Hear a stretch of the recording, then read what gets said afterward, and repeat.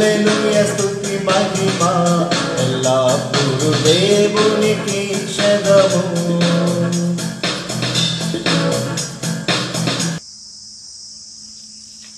ప్రభు యేసుని ప్రియ స్నేహితులారా, మీ అందరికీ శుభములు.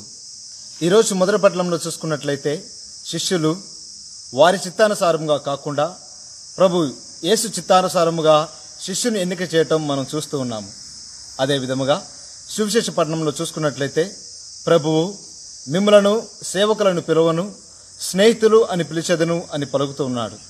ప్రియమైన సహోదరి సహోదరుడా, ఈ లోక జీవితం జీవిస్తున్న మనమందరం కూడా శిష్యుల వలె ప్రభు చిత్తానుసారముగా జీవించుచున్నామా, లేక మనం ఇష్టం వచ్చినట్లుగా జీవించుచున్నామా ఆత్మ పరిశీలన చేసుకోవాలి. ఆత్మ పరిశీలన చేసుకొని ఒకవేళ ఈ లోక అనుసారంగా మనం జీవించుచున్నట్లయితే ఆ యొక్క దేవాది దేవుణ్ణి, తన యొక్క ప్రేమను, తన యొక్క ఆత్మశక్తిని మనకు దయచేసి ఆయన చిత్తానుసారముగా జీవించే